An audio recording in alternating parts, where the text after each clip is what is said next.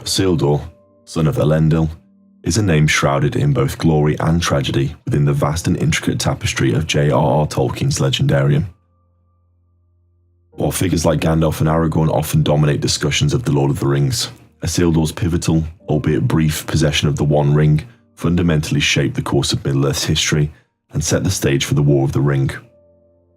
To truly understand the significance of this character, a deep dive into the details of his life, his actions, and the motivations behind them are essential. Greetings all, I'm your guide, the Archivist. Today I will look at Elendil, his origins, his influences on the events of Middle-earth, and his final fate. Before we begin, please remember to like the like and subscribe waystones down below, so that more people can learn from the archives. Born in Númenor before its downfall, Isildur was a descendant of Elros Tar Miniatur, brother of Elrond and the first king of Númenor. This lineage instilled in him a deep sense of duty and a strong connection to the elves, even amidst the growing shadow of darkness creeping across his homeland. As the influence of Sauron corrupted Númenor, Isildur displayed remarkable courage and foresight. He risked his life to steal a fruit from Ninloth, the White Tree, a symbol of the kingly line and the connection to Valinor.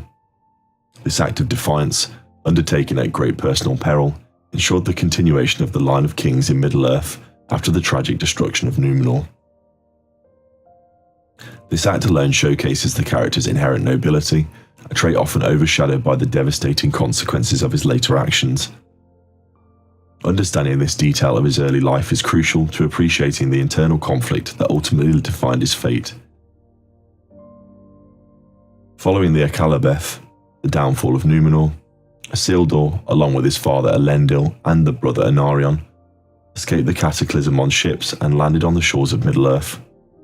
They founded the kingdoms of Arnor in the north and Gondor in the south, carrying with them the cultural and technological advancements of their lost island nation. Elendil became the High King of both realms, and Isildur ruled as the Lord of Ithilien, the strategic region bordering Mordor in Gondor. This period marked a time of great prosperity and growth, but the ever-present threat of Sauron loomed large. The Dark Lord, having also survived the downfall, returned to Mordor and began to rebuild his armies. This forced the last alliance of elves and men, led by Elendil and Gil-galad, to confront Sauron in the desperate war for the survival of Middle-earth. Isildur fought valiantly alongside his father and the elven forces. The details of the siege of Barad-dûr, the prolonged and brutal conflict that culminated in the downfall of Sauron's physical form, are crucial to understand the circumstances surrounding Isildur's acquisition of the ring. After years of arduous fighting, Sauron finally emerged to challenge Elendil and Gil-galad directly. In a titanic duel, the two leaders managed to overthrow the Dark Lord, but at the cost of their own lives.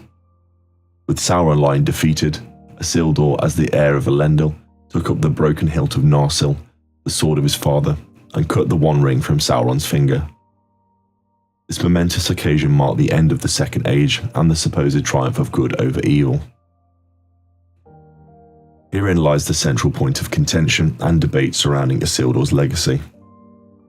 By right of conquest and inheritance, the ring was now his. However, Elrond and Círdan, witnessing the event firsthand, urged him to cast the ring into the fires of Mount Doom, where it was forged, effectively destroying it and ensuring Sauron's permanent defeat. But Isildur refused. The details behind this refusal are complex and open to interpretation. Some argue that he was simply overwhelmed by the ring's power, his will weakened by the trauma of war and the loss of his father and brother. Others suggest he was motivated by a sense of entitlement and arrogance, believing that he, as the king, deserved to possess such a powerful artifact. Still others theorize that he genuinely believed that he could use the ring for good, to protect Gondor and ensure its prosperity. Regardless of precise motivation, Isildur claimed the One Ring for himself, declaring, "This I will have as a wear-a-guild for my father and my brother." This single decision sealed his fate and had a profound consequence for the future of Middle-earth. He planted a cutting of the White Tree, a sapling of the one he rescued from Númenor, in Minas Arnor, later Minas Tirith, signifying the continuation of the Gondorian line. He also established the Kingdom of Gondor. He also established the Kingship of Gondor, albeit a shared rule initially until a suitable heir for Anarion could be found. Before returning to Arnor to claim the High Kingship, Isildur wrote an account of his experiences and the ring's details on a scroll, safeguarding vital information about the artifact for the coming ages. This scroll proved to be invaluable to the free peoples of Middle-earth during the War of the Ring, thousands of years later. This is often overlooked, but it demonstrates a degree of foresight and responsibility, even amidst his flawed judgment in regarding the ring itself. Tragically, Isildur's reign was short-lived. While travelling north with a small company of soldiers, he was ambushed by orcs in the Gladden Fields.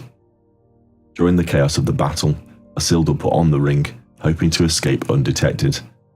However, the ring betrayed him, slipping from his finger as he attempted to swim across the Anduin River. This act, seemingly accidental, suggests the ring's own will and its desire to return to Sauron. Isildur was then slain by orc arrows, and the ring was lost to the riverbed, remaining hidden for over 2,000 years. Isildur's death, though a tragic end for a noble king, ultimately paved the way for the events of the Lord of the Rings. The loss of the ring allowed Sauron to eventually regain his power, necessitating the quest to destroy it. Had Isildur heeded the counsel of Elrond and Círdan, the threat of Sauron might have been permanently extinguished. However, the consequences of his choice, however devastating, ultimately tested and strengthened the resolve of the free peoples of Middle-earth. Isildur remains a complex and controversial figure in Tolkien's legendarium. He was a hero who saved the White Tree, fought valiantly against Sauron, and established the kingdoms of Gondor and Arnor. However, he was also a flawed individual whose ambition and desire for power led to his downfall and prolonged the shadow of Sauron in Middle-earth. By examining the details of his life, his motivations, and the consequences of his actions, we gain a deeper understanding of the intricate moral landscape of Tolkien's world and the enduring power of the One Ring to corrupt even the noblest of hearts. He stands as a potent reminder that even those who strive for good can succumb to temptation, and that the choices we make, however seemingly small, can have profound and lasting consequences. His story is a cautionary tale, a testament to the seductive allure of power, and a crucial piece in the epic saga of Middle-earth. And so I have now covered the content for this video, but if there's anything that has been missed, please share them in the comments down below. If you enjoyed this content, please remember to like the like and subscribe waystones down below. Nalui Gavan and Van. Until we meet again.